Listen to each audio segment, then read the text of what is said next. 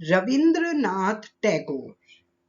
रविंद्रनाथ टैगोर जी का जन्म 7 मई 1861 को कलकत्ता के प्रसिद्ध जोड़ सांको भवन में हुआ था। इन्हें बाल्यकाल से ही कविताएं और कहानियां लिखने का शौक था। ये प्रकृति के अगाध प्रेमी थे।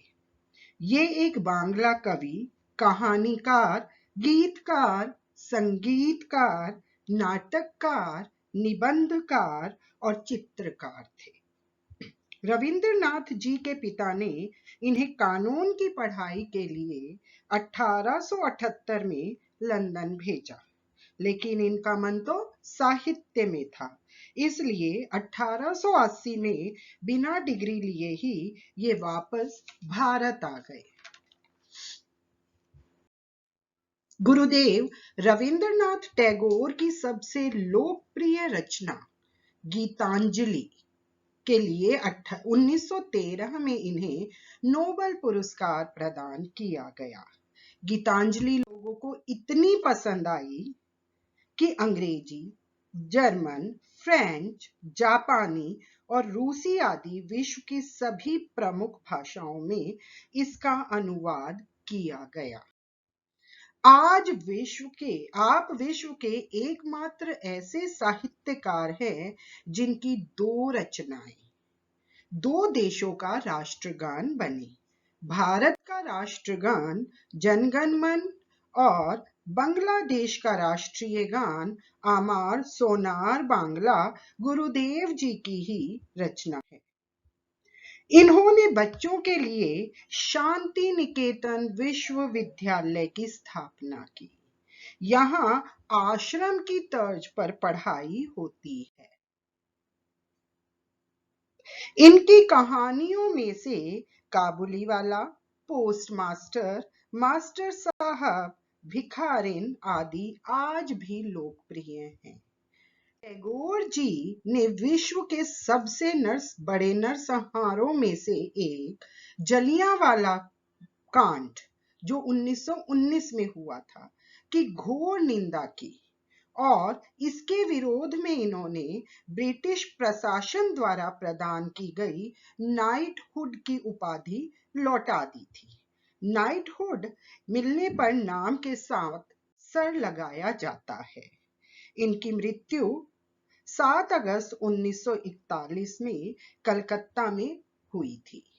तो आइए आज हम इसी महान साहित्यकार, कहानीकार की एक प्रसिद्ध कहानी भिखारिन पढ़ना आरंभ करते हैं। अंधी प्रतिदिन मंदिर के दरवाजे पर जाकर खड़ी होती।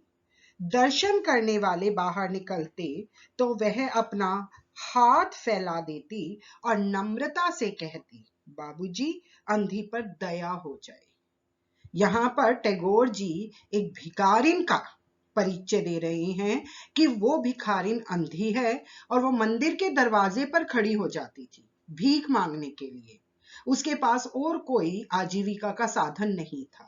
तो जो लोग मंदिर में दर्शन करने आते थे, बड़ी करुणा से, मिठास से उनसे कहती, बाबूजी, अंधी पर दया हो जाए, अर्थात बाबूजी, अंधी को कुछ भिक्षा दे दो। वह जानती थी कि मंदिर में आने वाले सहृदय और श्रद्धालु हुआ करते हैं। उसे पता था जो मंदिर में आते हैं वो नर्म दिल के होते हैं और भगवान के प्रति उनकी श्रद्धा होती है। उसका यह अनुमान असत्य न था। वो जो सोचती थी वो गलत नहीं सोचती थी। आने जाने वाले 2-4 पैसे उसके हाथ पर रख ही देते। जो मंदिर में आते थे, जाते समय वे उसके हाथ पर 2-4 पैसे जरूर रख देते थे। अंधी उनको दुआएं देती और उनकी सहृदयता को सराहती। अंधी को जब भिक्षा मिल जाती तो वो उनको दुआएं देती थी, उनकी दयालुता की प्रशंसा करती थी। स्त्रियां भी उसके अपने पल्ले से थोड़ा बहुत अनाज उसके पल्ले में डाल जाया करती थी। और जो स्त्रियां मंदिर में आती थी वो भी कुछ अनाज अपने साथ लाती थी और वो अनाज इस अंधी भिखारिन को दे देती थी। प्रातः से संध्या तक, सुबह से शाम तक, प्रातः से संध्या तक वह इसी प्रकार हाथ फैलाए खड़ी रहती। वो हर रोज सुबह मंदिर के द्वार पर खड़ी हो जाती और शाम तक मंदिर के द्वार पर ही खड़ी रहती थी भीख मांगने के लिए। उसके पश्चात, उसके बाद मन ही मन भगवान को प्रणाम करती, मन ही मन भगवान का धन्यवाद करती और अपनी लाठी के सहारे झोपड़ी का पद ग्रहण करती और फिर अपनी लाठी टेकते हुए अपनी झोपड़ी की तरफ चल देती। उसकी झोपड़ी नगर से बाहर थी, शहर से बिल्कुल बाहर थी उसकी झोपड़ी। रास्ते में भी याचना करती जाती, रास्ते में भी प्रार्थना करती जाती, भीख मांगती जाती, किंतु राहगीरों में अधिक संख्या श्वेत वस्त्र वालों की होती, जो पैसे देने की अपेक्षा झिड़कियां दिया करते। किंतु रास्ते में जो लोग मिलते वे होते तो थे संपन्न, श्वेत वस्त्र मतलब धनवान, लेकिन उनमें दया भाव नहीं था। वो उस भिखारिन को पैसे नहीं देते थे बल्कि डांटते रहते थे। तब भी अंधी निराश नहीं होती और उसकी याचना बराबर जारी रहती। ये झिड़कियां सुनने के बाद भी अंधी निराश नहीं होती थी और वो लगातार याचना करती रहती, भीख मांगती रहती थी। झोपड़ी तक पहुंचते पहुंचते उसे 2-4 पैसे मिल ही जाते और मंदिर से झोपड़ी तक पहुंचते पहुंचते भी वो जब याचना करती थी तो जो 2-4 पैसे उसे मिल ही जाते थे रास्ते में से भी। झोपड़ी के समीप पहुंचते ही एक 10 वर्ष का लड़का उछलता कूदता आता और उससे चिपट जाता। उसका बेटा, भिखारिन का बेटा 10 साल का लड़का था। जैसे ही भिखारिन अपनी झोपड़ी में पहुंचती वो उछलता कूदता, खुशी से उछलता और अपनी मां से चिपट जाता था। अंधी टटोलकर उसके मस्तक को चूमती और अंधी भी उसे अपने से लिपटाकर उसे बहुत प्यार करती थी। बच्चा कौन है, किसका है, कहां से आया, इस बारे में कोई परिचय नहीं था। सबको पता था कि अंधी कुछ वर्षों पहले तक अकेली रहती थी, लेकिन यह बच्चा कौन है, किसका है और कहां से आया है, इसके बारे में किसी को कुछ नहीं पता। 5 वर्ष हुए पास पड़ोस वालों ने उसे अकेला देखा था। 5 वर्ष पहले तक उसे अकेला देखा जाता था। इन्हीं दिनों एक दिन संध्या समय, शाम के समय, लोगों ने उसकी गोद में एक बच्चा देखा। वह रो रहा था। 5 वर्ष पहले लोगों ने शाम के समय उसकी गोद में एक बच्चा देखा और वह रो रहा था। अंधी उसका मुख चूम चूम कर उसे चुप कराने का प्रयत्न कर रही थी और अंधी उसे अपनी गोद में लेकर प्यार कर रही थी लगातार और उसे चुप कराने की कोशिश कर रही थी। वह कोई असाधारण घटना नहीं थी। सबको बड़ा आश्चर्य हुआ कि अंधी के पास ये बच्चा कहां से आया। कोई साधारण घटना नहीं थी ये। अतः किसी ने भी न पूछा कि बच्चा किसका है, लेकिन किसी की पूछने की हिम्मत नहीं हुई भिखारिन से कि ये बच्चा किसका है। उसी दिन से वह बच्चा अंधी के पास था और प्रसन्न था। उसी दिन से वह बच्चा अंधी के पास रहता और बहुत खुश था। उसको वह अपने से अच्छा खिलाती और पहनाती। अंधी उस बच्चे का बहुत अच्छे से पालन पोषण कर रही थी, उसे अच्छा खाना खिलाती और अच्छे कपड़े पहनाती। अंधी ने अपनी झोपड़ी में एक हांडी गाड़ रखी थी, हांडी मटका। अंधी ने अपनी झोपड़ी के फर्श में गड्ढा करके उसमें एक मटका, हांडी गाड़ी हुई थी। संध्या समय जो कुछ मांग कर लाती उसमें डाल देती और उसे किसी वस्तु से ढांप देती। शाम को जब वो घर आती तो वो जितने भी पैसे मांग कर लाती थी वो इस हांडी में डाल देती थी और ऊपर से उसे ढक देती थी ताकि किसी को पता ना चले कि यहां पर हांडी है, इसलिए कि दूसरे व्यक्तियों की दृष्टि उस पर ना पड़े, कि कोई जान ना पाए कि यह हांडी है और इसमें पैसे हैं। खाने के लिए अन्न काफी मिल जाता था, खाने के लिए भिक्षा में बहुत कुछ मिल जाता था। उससे काम चलाती, पहले बेटे को भरपेट खिलाती और फिर स्वयं खाती। उसी खाने के सामान से वो गुजारा करती थी।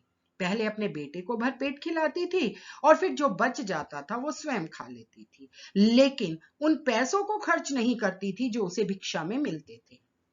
रात को बच्चे को अपने वक्ष से लगाकर पड़ी रहती और रात होने पर उस बच्चे को अपनी छाती से चिपटा लेती थी और उसी के साथ सोती थी। प्रातःकाल होते ही उसको खिला पिलाकर फिर मंदिर के द्वार पर जा खड़ी होती और सुबह होते ही सबसे पहले उस बच्चे को खिलाती पिलाती, नहलाती और उसके बाद फिर से वही मंदिर के दरवाजे पर खड़ी हो जाती थी भिक्षा मांगने के लिए। काशी के सेठ बनारसी दास बहुत प्रसिद्ध व्यक्ति थे। ये अंधी भिखारिन काशी में रहती थी। अब हम यहाँ पर सेठ बनारसी दास का वर्णन करते हैं। सेठ बनारसी दास बहुत प्रसिद्ध व्यक्ति थे। बच्चा बच्चा उनकी कोठी से प्रसिद्ध था। बनारसी दास जी का काशी में बहुत नाम था। हर बच्चा, हर व्यक्ति उनकी कोठी को जानता था, उनके नाम को जानता था। बहुत बड़े देशभक्त और धर्मात्मा थे। वे बहुत बड़े देशभक्त थे और धर्म के कामों में हमेशा रुचि लेते थे।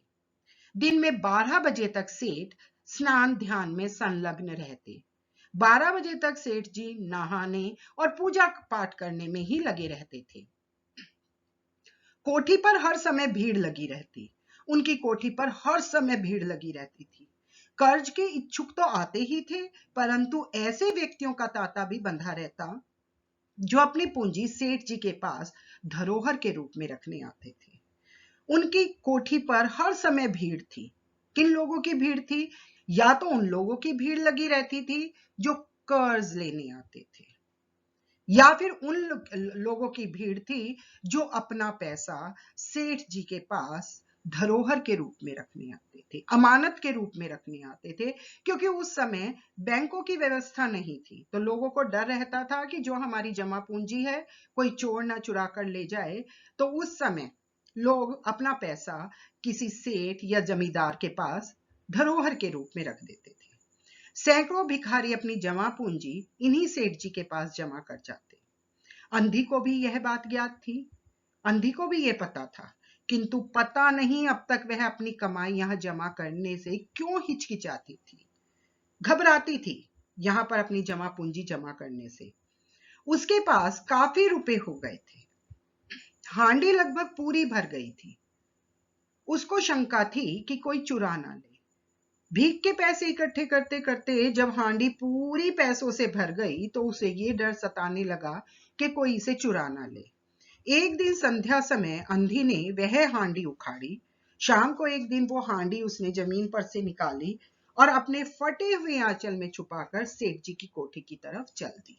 सेठ जी को धरोहर के रूप में वो देने के लिए चल पड़ी।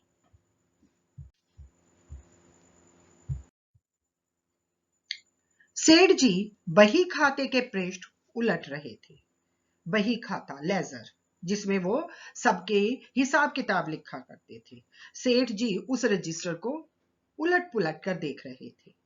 उन्होंने बुढ़िया से पूछा, क्या है बुढ़िया? अंधी ने हांडी उनके आगे सरका दी और डरते डरते कहा। अंधी ने उन्हें सेठ जी को अपनी हांडी दिखाई और फिर कहा, सेठ जी इसे अपने पास जमा कर लो। मैं अंधी अपाहिज कहां रखती फिरूंगी? सेठ जी इस हांडी में मेरी जमा पूंजी है। मैं अंधी हूं और अपाहिज हूं, मैं इसे कहां संभाल कर रखूंगी? सेठ जी ने हांडी की ओर देखकर कहा, इसमें क्या है? ढकी हुई थी हांडी। सेठ जी को नहीं पता था इस हांडी में क्या है, तो सेठ जी ने पूछा, इसमें क्या है? अंधी ने उत्तर दिया, भीख मांग मांग कर अपने बच्चे के लिए 2-4 पैसे संग्रह किए हैं, अपने पास रखते डरती हूं, कृपया इन्हें आप अपनी कोठी में रख लें। अंधी कहती है कि मैंने भीख मांग मांग के अपने बच्चे के लिए कुछ पैसे जोड़े हैं और डरती हूं कि कोई चुरा ना ले, इसलिए आप इसे अपने पास अपनी कोठी में रख लो। सेठ जी ने मुनीम की ओर संकेत करते हुए कहा, इशारा करते हुए कहा, बही में जमा कर लो। फिर बुढ़िया से पूछा, तेरा नाम क्या है? फिर उन्होंने मुनीम जी को कहा कि बही में लिख लो, रजिस्टर में लिख लो, और उसका नाम पूछा, उसके नाम से ये पैसे लिख लो। अंधी ने अपना नाम बताया। मुनीम जी ने नकदी गिनकर उसके नाम से जमा कर दी और वह सेठ जी को आशीर्वाद देती हुई अपनी झोपड़ी की ओर चल पड़ी। बहुत खुश थी कि सेठ जी ने उसके पैसे धरोहर के रूप में रख लिए। 2 वर्ष बहुत सुख से बीते। उसके बाद क्या हुआ? एक दिन लड़के को ज्वर ने आ दबाया। एक दिन लड़के को बहुत तेज बुखार हो गया। अंधी ने दवा दारू की, दवाइयां दिलवाई, झाड़ फूक से भी काम करवाया, टोने टोटके की परीक्षा भी की, सब कुछ करके देखा, परंतु संपूर्ण व्यर्थ सिद्ध हुआ। लेकिन सारा प्रयास बेकार गया। लड़के की दशा दिन प्रतिदिन बुरी होती चली गई, बिगड़ती चली गई। अंधी का हृदय टूट गया। अंधी बहुत उदास रहने लगी। साहस ने जवाब दे दिया। अब बेचारी से मंदिर जाकर भी भीख नहीं मांगी जाती थी। उसका साहस बिल्कुल टूट चुका था। सबको पता है, अगर किसी का बच्चा बीमार हो जाए तो माँ बाप की हिम्मत जवाब दे जाती है। परंतु फिर ध्यान आया कि संभवतः डॉक्टर के इलाज से फायदा हो जाए। फिर एकाएक उसको ध्यान आया कि अब मैं इसको किसी डॉक्टर को दिखाती हूँ, अच्छे डॉक्टर को। इस विचार के आते ही वह गिरती पड़ती सेठ जी की कोठी पर जहां पहुंची, सेठ जी उपस्थित थे। सेठ जी वहां बैठे थे। सेठ जी की कोठी में जाकर अंधी ने कहा, सेठ जी, मेरी जमा पूंजी में से 10-5 रुपए मुझे मिल जाए तो बड़ी कृपा हो। सेठ जी से प्रार्थना की कि सेठ जी, जो मैंने अपनी जमा पूंजी आपके पास धरोहर के रूप में रखी है, उसमें से मुझे 10-5 रुपए दे दो, आपकी बड़ी कृपा होगी। मेरा बच्चा मर रहा है, डॉक्टर को दिखाऊंगी। सेठ जी ने कठोर स्वर में कहा, गुस्से में कहा, कैसी जमा पूंजी, कैसे पैसे? मेरे पास किसी के रुपए जमा नहीं है। यहां से सेठ जी के व्यक्तित्व का क्या पता चला कि वो लोगों के पैसे हड़पने में माहिर थे।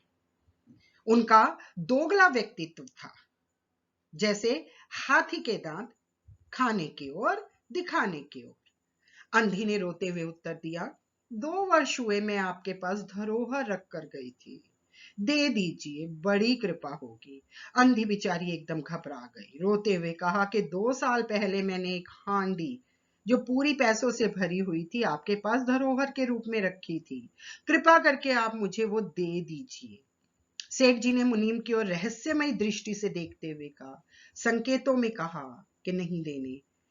मुनीम जी, जरा देखना तो, इसके नाम कोई पूंजी जमा है क्या? तेरा नाम क्या है री? अंधी ने सोचा कि शायद वो मुनीम जी को पैसे देने के लिए कह रही है, लेकिन रहस्यमयी दृष्टि में मतलब कि वो इशारों ही इशारों में मुनीम जी को मना कर रहे थे। तो उसको दिखाने के लिए, भिखारिन को दिखाने के लिए कहते हैं, मुनीम जी जरा देखना तो, इसके नाम कोई जमा पूंजी है कि क्या? तेरा नाम क्या है रे? तुम्हारा अपना नाम बता। अंधी की जान में जान आई, आशा बंधी। अंधी ने सोचा कि शायद सेठ जी भूल गए होंगे और मुनीम जी अब उन्हें याद दिला देंगे। पहला उत्तर सुनकर उसने सोचा कि सेठ जी बेईमान है, किंतु अब सोचने लगी, संभवतः शायद उन्हें ध्यान ही न रहा होगा। ऐसा धर्मी व्यक्ति भी भला कहीं झूठ बोल सकता है? क्यों? क्योंकि पूरे काशी में वो धर्मात्मा के रूप में प्रसिद्ध थे, तो वो झूठ कैसे बोलेंगे? धर्म के मार्ग पर चलने वाले व्यक्ति हैं। उसने अपना नाम बता दिया। उलट पुलट कर देखा, मुनीम जी ने रजिस्टर को उलट पुलट कर देखा, फिर कहा, नहीं तो इस नाम पर 1 पाई भी जमा नहीं है। मुनीम जी ने कहा, नहीं, इस नाम पर हमारे पास कोई पैसा जमा नहीं। अंधी वहीं जमी बैठी रही। अंधी वहां से नहीं उठी। क्यों? क्योंकि पैसे नहीं मिलते तो उसके बेटे की मृत्यु भी हो सकती थी। तो उसने रो रो कर कहा, सेठ जी, परमात्मा के नाम पर, धर्म के नाम पर कुछ दे दीजिए। गिड़गिड़ाती रही सेठ जी के सामने अपनी संपत्ति मांगने के लिए कि मुझे धर्म के नाम पर, भगवान के नाम पर कुछ दे दो, मेरा बच्चा जी जाएगा, मैं जीवन भर आपके गुण गाऊंगी। परंतु पत्थर में झोंकने लगी। जैसे पत्थर में छेद नहीं हो सकता, उसी तरह सेठ जी पर भी कोई असर नहीं हुआ। सेठ जी ने क्रुद्ध होकर उत्तर दिया, जाती है या नौकर को बुलाऊं? गुस्से में कहा, तू जाती है या तेरे नौकर को बुलाऊं? अंधी लाठी टेक कर खड़ी हो गई और सेठ जी की ओर मुंह करके बोली। अंधी बेचारी डर गई, खड़ी हुई और फिर सेठ जी की तरफ मुंह करके बोली, अच्छा भगवान तुम्हें बहुत दे। ये एक व्यंग था सेठ जी के ऊपर कि भगवान तुम्हें और दे, क्योंकि तुम्हारा तो पाप का घड़ा भर ही नहीं रहा, लोगों की संपत्ति लूट लूट के जमा कर रहे हो, तो भगवान तुम्हें और दे। और अपनी झोपड़ी की ओर चलती। यह आशीष नहीं थी, यह आशीष नहीं था, दुआ नहीं थी, बल्कि एक दुखी का श्राप था। अंधी भिखारिन जो दुखी थी, उसने श्राप दिया था। बच्चे की दशा बिगड़ती गई लगातार, क्योंकि इलाज नहीं हो रहा था, दवा दारू हुई ही नहीं। फायदा क्यों कर होता, फायदा कैसे होता। एक दिन उसकी अवस्था चिंताजनक हो गई, एक दिन उसकी हालत बहुत ज्यादा खराब हो गई, प्राणों के लाले पड़ गए, बचने की भी उम्मीद खत्म हो गई। उसके जीवन से अंधी भी निराश हो गई। सेठ जी पर रह रहकर क्रोध आता था, गुस्सा आ रहा था उसे सेठ जी पर। इतना धनी व्यक्ति है, 2-4 रुपए दे देता तो क्या चला जाता, फिर मैं उससे कुछ दान थोड़ा ना मांग रही हूं, अपने ही पैसे मांगने गई थी। उसे सेठ जी से नफरत हो गई कि सेठ जी ने मेरे पैसे भी मुझे नहीं दिए और उनके कारण मेरा बच्चा मर रहा है। सुप्रभात बच्चों, जैसा कि पिछली कक्षा में आपने पढ़ा था एक भिखारिन की कहानी कि किस तरह वो भीख मांग मांग कर अपने बच्चे का लालन पालन कर रही थी। यह कहानी विश्व विख्यात लेखक रविंद्रनाथ टैगोर द्वारा लिखित है। इस कहानी में अंधी भिखारिन और सेठ बनारसी दास मुख्य पात्र हैं। कहानी में पात्रों के मनोवैज्ञानिक विश्लेषण का चरम विकास पाया जाता है।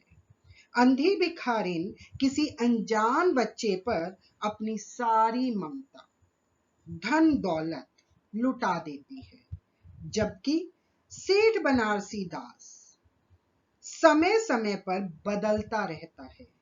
कहानी के चरित्रों के अंतर्द्वंद का विशेष स्थान रहा है। ममता और बलिदान की भावनाएं पाठक पर अमिट छाप छोड़ती हैं। तो आइए आज हम भिखारिन का दूसरा और अंतिम भाग पढ़ना आरंभ करते हैं। बैठे बैठे उसको कुछ ध्यान आया। वो बैठे बैठे सोच रही थी कुछ, एकाएक उसको कुछ ध्यान आया। उसने बच्चे को अपनी गोद में उठा लिया और ठोकरे खाती, गिरती पड़ती सेठ जी के पास पहुंची, क्योंकि जब बच्चा इतना ज्यादा बीमार हो तो शरीर की हिम्मत बिल्कुल जवाब दे जाती है माँ बाप की। तो बेचारी किसी तरह बच्चे को गोद में उठाकर गिरती पड़ती सेठ जी के पास पहुंची और उनके द्वार पर धरना देकर बैठ गई और उनके दरवाजे पर ही बैठ गई अपने बच्चे को लेकर। बच्चे का शरीर ज्वर से भभक रहा था और अंधी का कलेजा भी। उस बच्चे का शरीर बुखार से जल रहा था और अंधी का कलेजा, मन भी जल रहा था कि सेठ जी ने उसको उसकी धरोहर वापस नहीं की। एक नौकर किसी काम से बाहर आया। अंधी को बैठा देखकर उसने सेठ जी को सूचना दी। बाहर अंधी को बैठा देखा तो नौकर ने अंदर जाकर सेठ जी को बताया। सेठ जी ने आज्ञा दी कि उसे भगा दो। नौकर ने अंधी को चले जाने को कहा। नौकर ने उस अंधी को कहा कि तुम यहां से चली जाओ, परंतु वह उस स्थान से नहीं हिली। लेकिन उस अंधी पर कोई असर नहीं हुआ। मारने का भय दिखाया, पर वह टस से मस नहीं हुई। उसे कहा कि तुम यहां बैठी रहोगी तो तुम्हारी पिटाई भी हो सकती है, लेकिन उस पर कोई असर नहीं हुआ, वो बिल्कुल नहीं हिली। उसने फिर अंदर जाकर कहा कि वह नहीं टलती। फिर नौकर ने सेठ जी को बताया कि वो नहीं जा रही। वो अंधी भिखारिन जब नौकर के कहने से नहीं गई तो सेठ जी स्वयं बाहर पधारे। देखते ही पहचान गए। बच्चे को देखकर उन्हें बहुत आश्चर्य हुआ, हैरानी हुई कि उसकी शक्ल सूरत उनके मोहन से बहुत मिलती जुलती है, कि उस बच्चे की शक्ल एकदम उनके बेटे मोहन से मिलती है। 7 वर्ष हुए तब मोहन किसी मेले में खो गया था। 7 साल पहले मोहन मेले में खो गया था। उसकी बहुत खोज की पर उसका कोई पता नहीं मिला। बहुत खोजा उसको पर वो कहीं नहीं मिला। उन्हें स्मरण हो आया, याद आ गया कि मोहन की जांघ पर एक लाल रंग का चिन्ह था, थाई पर, मोहन की जांघ पर एक लाल रंग का चिन्ह था, बर्थ मार्क जो होता है। इस विचार के आते ही उन्होंने अंधी की गोद से उस बच्चे की जांघ देखी। ये विचार आते ही उन्होंने वो बच्चा जो अंधी की गोद में था, उस बच्चे की जांघ देखी। चिन्ह अवश्य था, वो चिन्ह अवश्य था उसकी जांघ पर, परंतु पहले से बहुत बड़ा हो गया था। उनको विश्वास हो गया कि बच्चा उन्हीं का है, परंतु तुरंत उसको छीनकर अपने कलेजे से चिपटा लिया और फिर उन्होंने तुरंत उसको छीनकर अपनी छाती से लगा लिया। शरीर ज्वर से तप रहा था, मोहन बुखार से जल रहा था। नौकर को डॉक्टर लाने के लिए भेजा और स्वयं मकान के अंदर चले गए। नौकर को कहा कि जल्दी से डॉक्टर को बुलाओ और खुद उस बच्चे को लेकर अंदर चले गए। अंधी खड़ी हो गई और चिल्लाने लगी। अंधी को कुछ समझ नहीं आ रहा था कि पहले हांडी छीन ली, अब बच्चा छीन लिया। तो खड़ी हुई और जोर जोर से चिल्लाने लगी, मेरे बच्चे को न ले जाओ, मेरे रुपए तो हजम कर गए, अब क्या मेरा बच्चा भी मुझसे छीनोगे। बेचारी चिल्लाने लगी, रोने लगी कि अब मेरे बच्चे को मत ले जाओ, मेरे पैसे तो तुमने हजम कर लिए, अब तुम मेरे बच्चे को भी छीनोगे। सेठ जी बहुत चिंतित हुए, बहुत परेशान हुए और कहा, बच्चा मेरा है, यही एक बच्चा है, 7 वर्ष पूर्व पहले कहीं खो गया था। ये मेरा बच्चा है जो 7 साल पहले खो गया था, अब मिला है, सो इसे कहीं नहीं जाने दूंगा। मैंने इसे बहुत ढूंढवाया था लेकिन ये कहीं नहीं मिला, अब मिला है, अब इसे कहीं नहीं जाने दूंगा। लाख यत्न करके भी इसके प्राण बचाऊंगा, लाखों प्रयत्न करूंगा, जितनी कोशिश हो सकेगी उतनी करूंगा और इसके प्राण बचाऊंगा। अंधी ने एक जोर का ठहाका लगाया, व्यंग्यात्मक हंसी हंसी। अंधी ने कहा, तुम्हारा बच्चा है, इसलिए लाख यत्न करके भी बचाओगे। अभी कुछ क्षण पहले तक यही मेरा बच्चा था, तो मर जाने दो। अब यही तुम्हारा बच्चा हो गया, तो हर प्रयत्न करके इसे बचाओगे। मेरा बच्चा होता तो उसे मर जाने देते, क्यों? यह भी कोई न्याय है कि यही एक बच्चा अगर यह मेरा होता तो तुम मर जाने देते। वारे धर्मात्मा से तुम्हारा क्या न्याय है? इतने दिनों तक खून पसीना एक करके इसको पाला है, 5 वर्ष से इसे लगातार खून पसीना एक करके पाल रही हूं, मैं उसको अपने हाथ से नहीं जाने दूंगी। अब मैं ये बच्चा तुम्हें नहीं दूंगी। सेठ जी की अजीब दशा थी, कुछ करते धरते नहीं बन नहीं पड़ता था। कुछ देर वहीं मौन खड़े रहे, फिर मकान के अंदर चले गए। सेठ जी से कुछ हो नहीं रहा था। अंधी कुछ समय तक खड़ी रही, फिर वह भी अपनी झोपड़ी की ओर चल दी। दूसरे दिन प्रातःकाल प्रभु की कृपा हुई।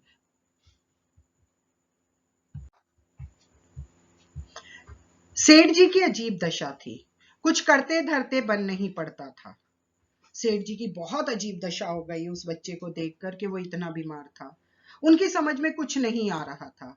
कुछ देर वहीं मौन खड़े रहे, फिर मकान के अंदर चले गए। कुछ देर वहीं चुपचाप खड़े रहे, फिर मकान के अंदर चले गए। अंधी कुछ समय तक खड़ी रोती रही, फिर वह भी झोपड़ी की ओर चल दी। अब उससे उसका बच्चा छीन लिया गया था, तो वो भी बेचारी कुछ देर तो खड़ी रही, फिर रोती हुई अपने झोपड़ी की ओर चल दी। दूसरे दिन प्रातःकाल प्रभु की कृपा हुई, सुबह भगवान की कृपा से, और जादू, किसका जादू? दवा के जादू ने प्रभाव दिखाया। मोहन का ज्वर उतर गया। दवा और दुआ दोनों ही काम आई और मोहन का बुखार उतर गया। होश आने पर उसने आंखें खोली और सर्वप्रथम शब्द उसकी जबान से निकला, मां। और होश आने पर उसने आंखें खोली और सबसे पहला शब्द उसके मुंह से निकला, मां।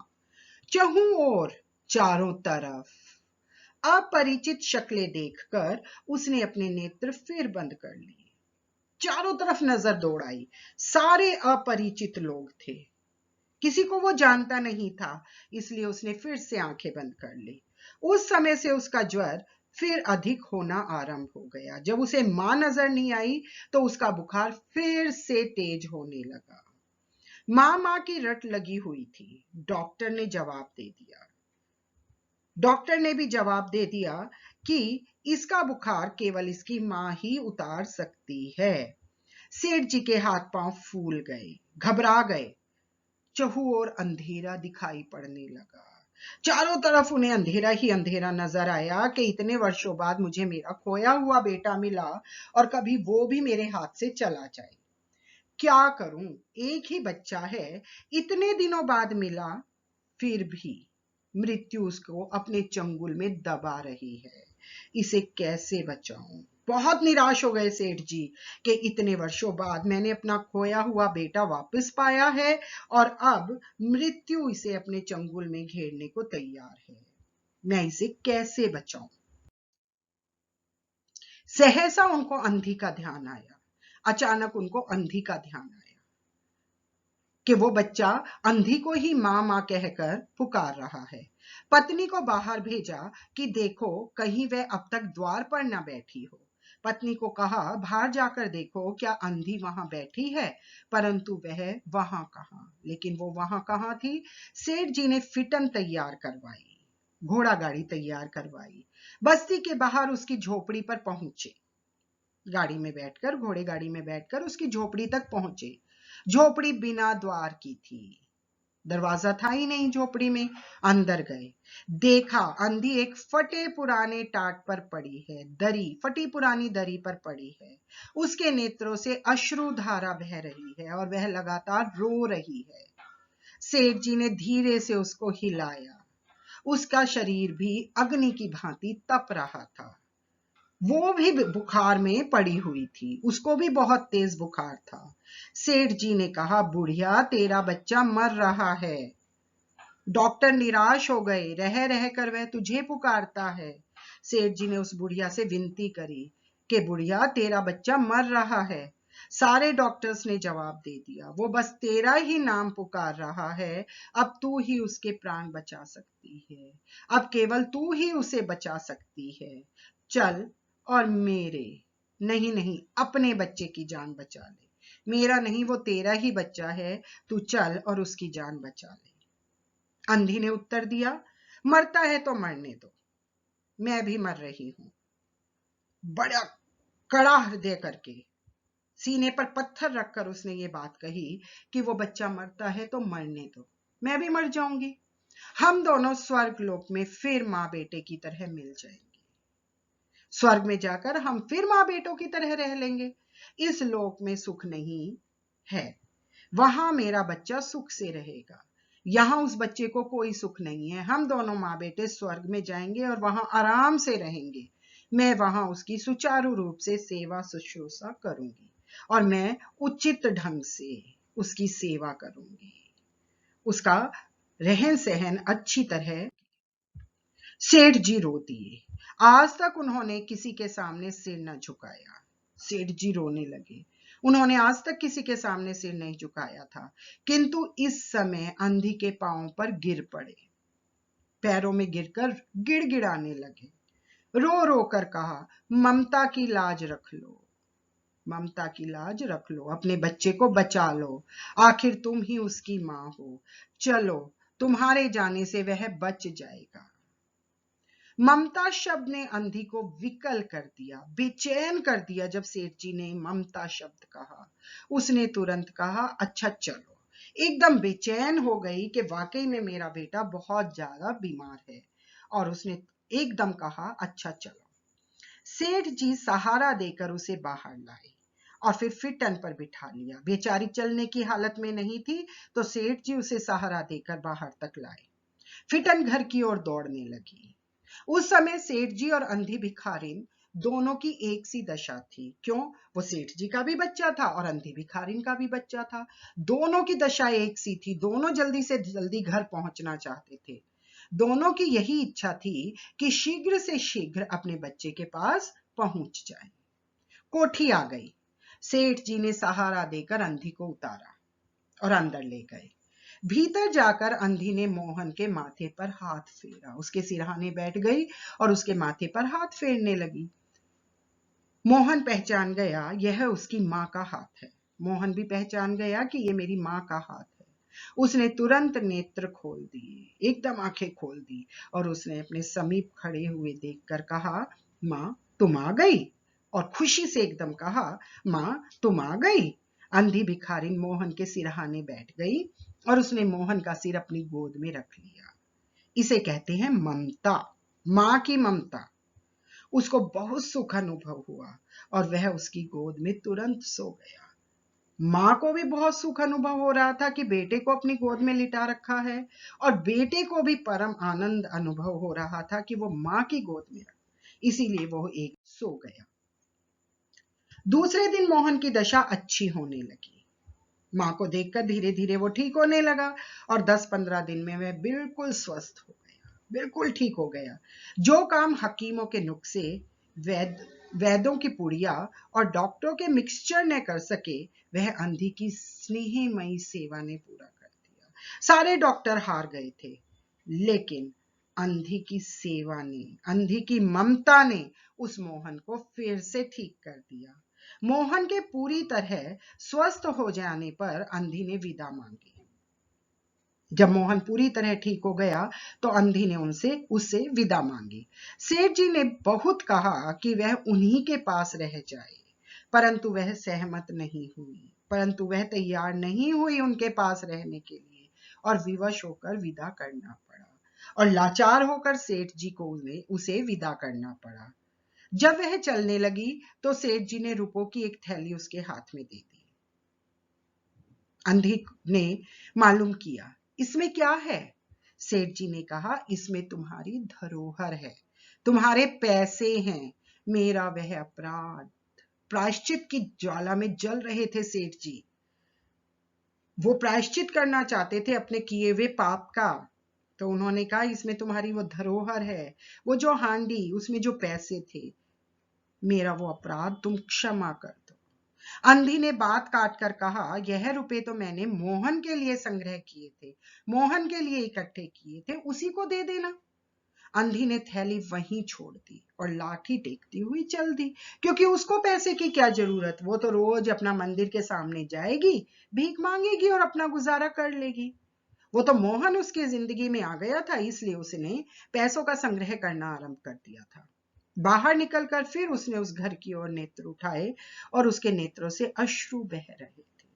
बाहर निकलकर एक बार फिर पलट कर देखा और उसकी आंखों से लगातार आंसू बह रहे थे, किंतु वह एक भिखारिन होते हुए भी सेठ से महान थी। भिखारिन थी, लेकिन सेठ जी से भी महान थी, जिसने अपनी जमा पूंजी और जिस बच्चे का उसने पालन पोषण किया, वे दोनों सेठ जी को दी थी। इस समय सेठ जी याचक थे और वह दाता थी। सेठ जी याचक, मांगने वाले थे।